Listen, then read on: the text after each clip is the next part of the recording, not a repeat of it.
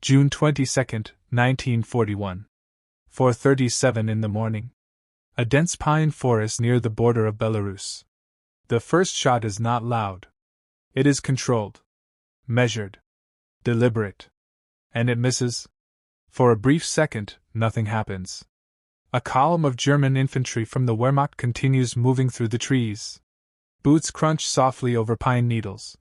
Equipment clinks. Officers whisper orders. They think the forest is empty. But it is not. And in less than 60 seconds, everything will change. At the front of the column, Oberleutnant Karl Weiss raises his hand. He is 27 years old. Recently promoted. Confident. Experienced in fast-moving warfare. But not this. Not forests like this. Not what is waiting ahead. He pauses. Something feels wrong. There is no wind. No birds. No movement. Only silence. And that silence is the first warning. But he ignores it. Because the advance must continue. Behind him, nearly 100 soldiers move in staggered formation. Rifles ready. Machine gun teams positioned in the center. Communication runners spaced between units. Standard procedure. Textbook movement. Perfect for an open battlefield. But this is not an open battlefield. This is the edge of a killing zone. And someone has been preparing it for hours. Hidden deep within the trees are elements of the Red Army. Not a full division. Not even a regiment. Just a reinforced platoon. 42 men. Positioned in a semicircle. Waiting. Watching. Counting every step. They have strict orders. Do not fire early. Do not reveal position. Wait until the entire column enters the kill zone. At 4:38 in the morning, the last German soldier crosses the invisible line. And the trap is sealed. But something goes wrong. A Soviet soldier on the far left flank shifts his position. A twig snaps. It is quiet. Almost nothing. But in a silent forest, it sounds like a gunshot. Oberleutnant Weiss hears it. He turns his head. Eyes scanning. Heart rate rising. What would you do here? Move forward? Or stop the column? He hesitates. Just for a second. And that second decides everything. At 4:39 in the morning, the forest explodes. Machine guns open fire from 3 directions. Rifle shots crack through the trees. Bullets tear into the German column. Men fall instantly. No warning. No time to react. The first 10 seconds are pure chaos. No formation. No command. Only survival. Weiss drops to the ground, shouting orders. But his voice is drowned by gunfire. He cannot see the enemy.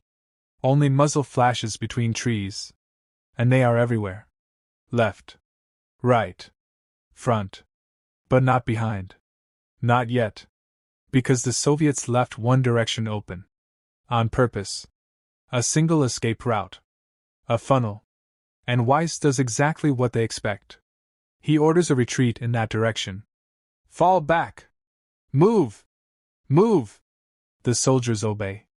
They run. They abandon positions. They rush toward what looks like safety.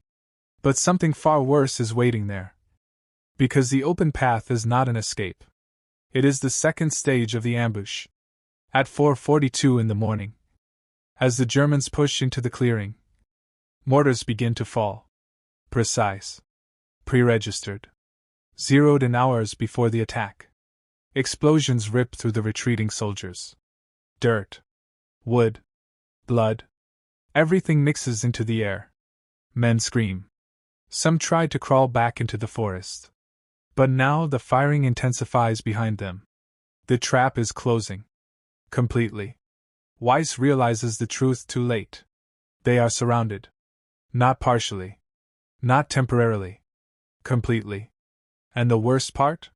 They still do not know how many enemies are out there. It could be 50. It could be 500. There is no way to tell. Communication lines are broken. The radio operator is dead. Runners cannot move without being shot. Every decision now is blind. Every movement, a gamble. But Weiss makes a choice. He gathers what remains of his men. Roughly 60 still alive. Many wounded. Low on ammunition.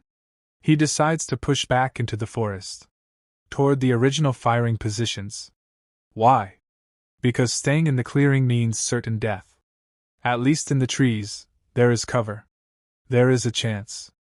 But at this moment, they have no idea that the Soviets planned for this too. And deeper inside the forest, another line of soldiers is already moving into position. Waiting. Adjusting. Preparing to strike again. This decision, this single decision, will lead them straight into a second ambush. And this one will be even deadlier. 4:46 in the morning. Deeper inside the same forest near Belarus. The gunfire behind them does not stop. It follows. Closer. More controlled now. This is not random shooting. This is pressure. Directed. Calculated. Oberleutnant Karl Weiss pushes his remaining men forward through dense trees. Branches strike their faces. Boots slip on damp ground. Some are bleeding. Some are barely able to run. But they keep moving. Because stopping means death. And yet, something feels wrong again. The firing behind them is too disciplined. Too measured. Almost like they are being guided. Weiss slows down. Just for a moment. He looks around. The forest is tighter here. Visibility drops to just a few meters. No clear lines of sight. No idea where the enemy is. Only direction. Forward. Always forward. What would you do here? Keep running? Or stop and regroup? Weiss makes another decision. He raises his hand. Signals a halt. The men collapse behind trees. Breathing hard. Checking ammunition. Many have less than one full magazine left. A machine gun team tries to set up. But then, silence. Again. No gunfire. No movement. No voices. Nothing. And that silence is worse than the shooting. Because now, they are waiting. But for what? At 4:48 in the morning. A single shot echoes. Not at the Germans. Above them. Into the air. A signal. Weiss freezes. His instincts scream. This is wrong. Very wrong. And then, the second ambush begins. From their right flank, automatic fire erupts. Close range. Too close. Less than 20 meters. Men drop instantly. No time to react. No time to aim. The Soviets have repositioned. Faster than expected. More coordinated than expected. This is not a random defensive action. This is a layered ambush. And the Germans have walked straight into it. Again. Weiss shouts orders. Return fire! Right side! But visibility is almost zero. The enemy is hidden behind thick trunks and underbrush. They fire. Then move. Fire. Then disappear. Classic hit and shift tactics. Every shot is deliberate. Every movement planned. The German machine gun finally opens up. Suppressive fire into the trees. But it is too late. A Soviet grenade lands near the gun team. Explosion. The gun falls silent. Now the Germans are losing their only advantage. Firepower. Weiss crawls toward a wounded soldier. Grabs his rifle. Starts firing into the trees. He cannot see targets. Only flashes. Only shadows. And then something unexpected happens. The firing stops again. Abruptly. Completely. No transition. No fading. Just silence. Weiss does not move. He has learned. Silence means danger. But he does not know where it will come from.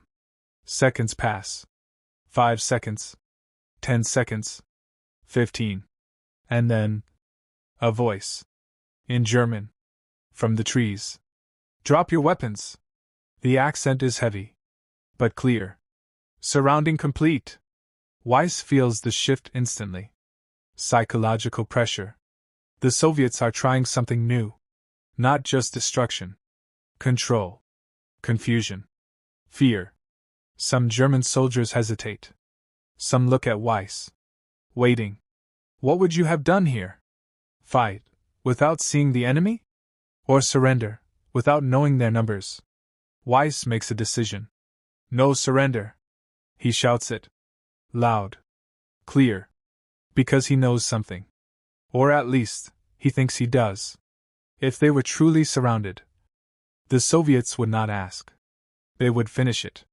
This is a bluff. Or something else. And that something else is about to reveal itself. At 4:52 in the morning, a whistle cuts through the air. Sharp. Short. And immediately, gunfire erupts again. But this time, from the left. Not the right. Not the front. The left. The direction that was quiet the entire time. Another hidden unit. Another layer. The Germans are hit from a new angle. Completely exposed. Men fall. Some try to turn and fire. But confusion spreads faster than orders. Weiss realizes the truth. Too many positions. Too many directions. This is not one unit. Not even two. At least 3 separate Soviet elements are coordinating this attack. And that means one thing. They are not trying to stop the advance. They are trying to erase this unit completely. No survivors. No reports. No warning to others. And suddenly, everything makes sense. The silence. The signals. The shifting fire. This is a textbook deep forest ambush tactic used by elements of the Red Army during the opening hours of Operation Barbarossa. But here is the problem. Weiss was never briefed on it. He was trained for speed. For breakthroughs. For open terrain. Not this. Never this. And now, it is costing him everything. At 4:55 in the morning, he gathers the last group of men. Less than 30 now. He points forward. One last push. One last attempt to break through. Because staying means certain death. But pushing forward means running directly into the unknown. And at this moment, they still have no idea that the Soviets have one final move left. One that will decide everything. One that was prepared before the first shot was ever fired. 4:57 in the morning. A narrow depression inside the forest, still within the border region of Belarus. The ground begins to slope downward. Slightly. Almost unnoticeable. But enough. Oberleutnant Karl Weiss does not stop. He cannot stop. Behind him, gunfire. To his right, movement. To his left, shadows. Forward is the only option left. And that is exactly what the enemy planned. The remaining German soldiers push into the depression. Trees thin out slightly. The ground becomes uneven. Mud collects in shallow dips. Visibility improves, just enough to create a false sense of control. And for the first time since the ambush began, there is no shooting. No movement. No sound. Only breathing. Heavy. Exhausted. Uncertain. Weiss raises his fist. Signals halt. The men drop again. Some collapse completely. Others try to reload with shaking hands. One soldier looks back. There is nothing there. No enemy. No pursuit. Just forest. Empty. And that is the most dangerous illusion of all. Because this silence is the final stage. At 5:01 in the morning, a distant metallic click echoes. Weiss hears it. Barely. But it is enough. His eyes widen. He opens his mouth to shout. Too late. The ground erupts. Hidden charges detonate beneath the depression. Not massive explosions. Not artillery. But precise demolition charges. Buried hours before. Triggered at the perfect moment. Men are thrown into the air. Mud and debris explode upward. Several soldiers are killed instantly. Others are disoriented. Deafened. Blinded. The formation, whatever was left of it, is gone. Completely broken. And before anyone can recover, machine guns open fire from elevated positions. Above the depression. Looking down. The worst possible angle. The Soviets had the high ground the entire time. And now, They use it. Controlled bursts. Short. Accurate. Every shot finds a target. There is no escape path this time. No funnel. No illusion of retreat. Only containment. Total. Final. Weiss crawls through the mud. Ears ringing. Vision blurred. He tries to stand. Falls. Grabs a fallen rifle. Fires blindly upward. It does nothing. The return fire is overwhelming. This is not chaos anymore. This is execution. Planned. Timed. Perfectly synchronized. And then, something changes again. The firing slows. Not stops. Slows. Deliberate. Measured. Weiss realizes what is happening. A final psychological break. They are not rushing to finish it. They are controlling the end. Forcing surrender. Or panic. Or both. A wounded German soldier nearby drops his weapon. Raises his hands. Another follows. And another. The will to fight is collapsing. Not because they are weak, but because the situation is unwinnable. No communication. No coordination. No visibility. No escape. Only death, or surrender. Weiss watches it happen. And for the first time, he hesitates. Not tactically. Personally. Because now the decision is different. It is no longer about maneuver. It is about survival. What would you have done here? Continue fighting? Or accept the inevitable?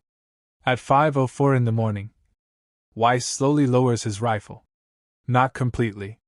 Just enough. Enough to think. Enough to see. And that is when he notices something critical. The firing positions. The angles. The spacing. These are not random placements. This entire ambush, from the first shot to this moment, was designed with precision. Pre-measured distances. Pre-selected kill zones. Layered fallback positions. Signal coordination. Even the timing of silence. Everything. This was not just an ambush. This was a demonstration of control. A message. To any unit that enters these forests without understanding them. And that message is clear. You are never alone. Even when you think you are. At 5:06 in the morning, a Soviet officer steps into view above the depression. Weapon ready. Calm. Composed. He speaks again in German. Drop weapons. End. No shouting. No threats. Just certainty. Weiss looks around. Less than 15 of his men are still alive. Most are wounded. None are in position to fight. And now, he understands something he did not at the beginning. This was never a battle he could win. It was decided. Before he even entered the forest. At 5:07 in the morning. He drops his rifle. Slowly. Deliberately. One by one, the remaining soldiers follow. The shooting stops. Completely. And just like that, the ambush ends. But its impact does not. Because this small engagement, this single destroyed unit, represents a much larger reality of Operation Barbarossa. German forces advanced rapidly in the early hours. Fast. Aggressive. Confident. But in dense terrain like this, speed became a weakness. Communication broke down. Visibility vanished. And small, well-prepared Soviet units could inflict devastating damage. Not by matching strength, but by controlling space, time, and fear. This ambush was not unique. It was repeated. Again. And again. Across forests, marshes, and villages. And each time, the same lesson was learned too late. The forest was never empty. It was waiting.